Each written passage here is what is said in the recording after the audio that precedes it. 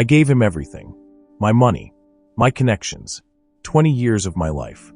And on the day he became a millionaire, he handed me divorce papers at my father's funeral. He thought I was weak. He had no idea who I really was. She built his empire. Before we get deep into the story, please let me know in the comments where you are watching from, and hit the subscribe button if you are hooked and ready to enjoy the story. 23 years ago, Elena Martinez met Marcus Chun in a community college library. He was a dreamer with a notebook full of business ideas and empty pockets. She was working 3 jobs while getting her MBA, the daughter of immigrants who taught her that success meant building something real. Marcus was charming, passionate. He'd talk for hours about changing the world, about creating something meaningful. Elena saw potential in him that nobody else did. "One day, I'm going to build an empire," he told her on their 3rd date. "And when I do, we'll have everything we ever dreamed of." Elena believed him. More than that, she decided to make it happen. They got married 6 months later. Small ceremony. Her family was skeptical. His family didn't show up. But Marcus promised her the world, and Elena was willing to work for it. What she didn't know, she'd be the only one working. While Marcus chased every shiny new idea, Elena was the anchor. She paid the bills. She handled the taxes. She worked 60-hour weeks at a consulting firm while Marcus networked at coffee shops. "This is just temporary," he'd say. "Once my startup takes off, you won't have to work anymore." 10 years passed. Marcus had launched and failed 7 different ventures. But Elena never gave up on him. She just kept building. Quietly. Strategically. And Marcus had no idea what she was really doing. Here's what Marcus never knew about his wife. Elena wasn't just a consultant. She was one of the most connected business strategists in the city. Her clients? Fortune 500 CEOs, venture capitalists, private equity firms. The woman Marcus thought spent her days in boring meetings was actually orchestrating million-dollar deals behind closed doors. And when Marcus's 8th startup idea came around, a tech platform for small businesses, Elena saw potential. But she didn't just encourage him. She engineered his success. That first investor who randomly believed in Marcus? Elena's former client who owed her a favor.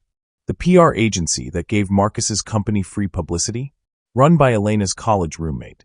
The tech accelerator that accepted his application over 3,000 others? The director sat on a board with Elena. Marcus thought he was a natural, a genius entrepreneur who finally figured it out. The truth, Elena was pulling every string from the shadows. She funneled her own savings into his company, disguised as angel investors. She ghostwrote his pitch decks at 2 a.m. while he slept. She connected him with suppliers, distributors, and media contacts. All people from her network who never mentioned her name. Within 3 years, Marcus's company was valued at $15 million. And on their 13th wedding anniversary, Marcus looked at Elena across the dinner table and said, "You know, I think I finally made it. I built something real." Elena smiled, raised her glass, and said nothing, because even then she loved him. Even when he took all the credit. Even when he forgot to thank her. She told herself it didn't matter. They were a team. His success was their success. But Marcus? He was already looking at someone else. Vanessa Kim started as Marcus's executive assistant. 25 years old. Fresh MBA. Long legs and longer hair. She called Marcus visionary in meetings and laughed at all his jokes. Elena noticed immediately. But she trusted Marcus. They'd built everything together. Surely, that meant something. It didn't. The late-night strategy sessions. The weekend conferences in Miami. The new cologne. The gym membership he suddenly cared about. Elena wasn't stupid. But she also wasn't ready to accept what was happening. Until her father's funeral. Antonio Martinez died of a heart attack on a Tuesday morning. Elena's hero. The man who taught her that dignity and hard work were everything. At the funeral, Elena stood by her father's casket, tears streaming down her face. Her mother clutched her hand. Her siblings surrounded her with love. And Marcus? Marcus showed up an hour late, checked his phone during the eulogy, and left early for a meeting. That night, as Elena sat in her childhood bedroom surrounded by old photos of her father, Marcus came home. He sat down on the bed, didn't hold her, didn't ask if she was okay. Instead, he handed her a manila envelope. "What is this?" Elena whispered. Divorce papers, Marcus said flatly. I'm leaving you for Vanessa. She understands my vision in a way you never did. You were supportive, but she's my equal. Long, heavy silence. Elena stared at him. This man she'd built from nothing. This man she'd loved for 15 years. You're leaving me the day my father died? Marcus shrugged. Honestly, Elena, I didn't want to make things harder. But my lawyer said it's best to move quickly. You can keep the house. I'll take the company. It's only fair since I built it. He built it. And just like that, Marcus walked out. Married Vanessa 3 months later in Bali. Posted it all over social media with captions like new chapter, and finally found my queen. Elena watched from her quiet home, alone except for her grief and rage. But here's the thing Marcus forgot. Elena wasn't just his wife. She was the architect, the investor, the network, the foundation. And if she could build him up, she could tear it all down. For the first 3 months after the divorce, Elena did nothing. She went to therapy. She grieved her father. She took long walks and avoided social media. To the outside world, she looked broken, defeated. But inside, Elena was planning. See, Marcus made one critical miscalculation.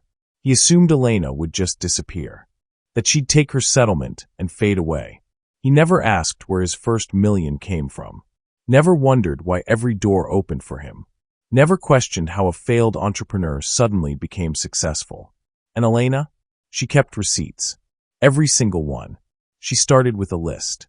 Every person who helped Marcus build his company. Every investor, every partner, every connection. Then she made phone calls. Not angry calls. Not bitter calls. Just honest ones. Hi, David. It's Elena Martinez. Yes, it's been a while. Listen, I wanted to thank you for believing in Marcus's company all those years ago. Your investment really changed our lives. I know Marcus probably never mentioned it, but that introduction came through me. Remember that board dinner in 2019? Anyway, I'm launching my own venture now. Would love to catch up. One call became 10. 10 became 50. And slowly, quietly, the people who built Marcus's empire began to remember who really connected them in the first place. Marcus first noticed something was off when his biggest client didn't renew their contract. It's just business, his account manager said. They're restructuring. Then his second biggest client left. Then his third. Within 2 months, Marcus's company lost 40% of its revenue. What the hell is happening? Marcus yelled in a board meeting. Who's stealing our clients? Nobody could answer. But rumors started spreading. A new consulting firm had launched. Boutique. Exclusive. Run by someone with serious connections. Someone who knew everyone in the industry. The firm's name? Martinez Strategic Group. And the founder? Elena Martinez. While Marcus was partying in Bali and playing CEO, Elena had been building her own empire. She didn't steal his clients. She simply offered them what they actually wanted. Real strategy, real connections, and no ego. Within 6 months, Martinez Strategic Group had 15 major clients. 8 of them used to work with Marcus. When Marcus finally found out, he called Elena in a rage. You're sabotaging me, he screamed. This is illegal. I'll sue you. Elena's voice was ice cold. Sue me for what, Marcus? For being better at business than you?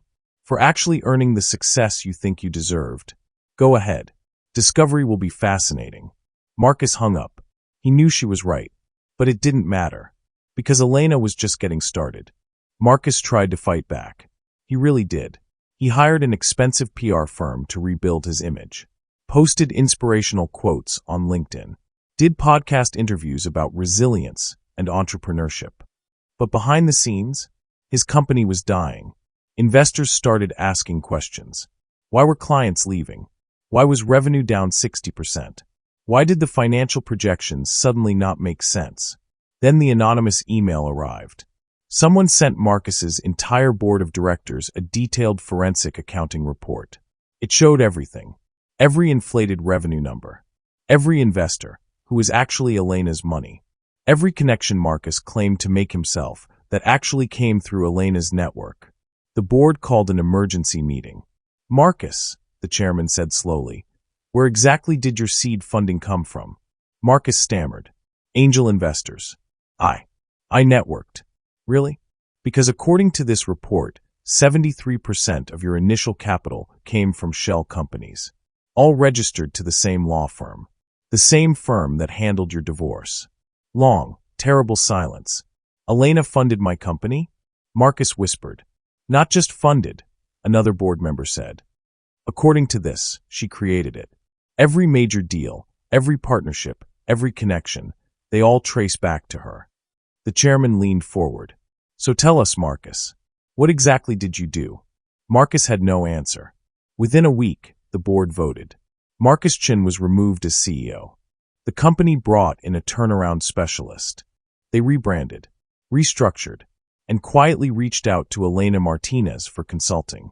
She declined. She had bigger plans. But Elena wasn't finished. Because losing his CEO position wasn't enough. Marcus still had his reputation, his social media following, his self-made entrepreneur persona. So Elena made sure the truth came out. She didn't do it herself. Too obvious. Instead, she gave an exclusive interview to a business journalist who'd been investigating fake entrepreneurs in the tech world. The article dropped on a Tuesday morning. The man who took credit, how one self-made CEO built his empire on his wife's network. It was devastating, detailed, undeniable. Every investor was named, every connection traced, every inflated claim debunked. And the photos, Marcus and Vanessa on their Bali honeymoon, posted while Elena buried her father. The internet exploded. Twitter threads, Reddit deep dives, LinkedIn think pieces. Marcus went from inspiration to punchline in 48 hours. This is why we need to credit women's labor. Another mediocre man taking credit for a woman's work. The audacity to leave her at her father's funeral. Trash. Brands dropped him. Speaking engagements canceled. His social media became a graveyard of hate comments. Vanessa filed for divorce 3 weeks later. Turns out, she married him for money. And now there was none. Marcus tried to disappear. Deactivated his accounts. Stopped doing interviews. But the damage was permanent. He became a case study. A cautionary tale. The man who took everything and lost it all. 6 months later, Elena sat in a beautiful office in downtown Manhattan. Floor-to-ceiling windows. A view of the city that never sleeps. Her company, Martinez Strategic Group, had just closed a $50 million series of funding round. She had 30 employees, 22 major clients, and a reputation as one of the best strategic minds in business. Everything Marcus had pretended to be, Elena actually was. And she'd done it without pretending, without stealing credit, without stepping on anyone. Doorbell rings. Her assistant buzzed. There's someone here to see you. No appointment. Says it's urgent. Elena already knew who it was. Marcus walked in looking nothing like the cocky CEO who'd handed her divorce papers. He'd lost weight. His clothes were wrinkled. His eyes were hollow. Elena, he said quietly. I need to talk to you. She gestured to the chair across from her desk. Cold. Professional. Marcus sat down. Didn't speak for a long moment. I'm sorry, he finally whispered. For everything. I was arrogant. Selfish. I took you for granted. I threw away the best thing in my life because I was too stupid to see what I had. Elena said nothing. Just watched him. I've lost everything, Marcus continued. The company. My reputation.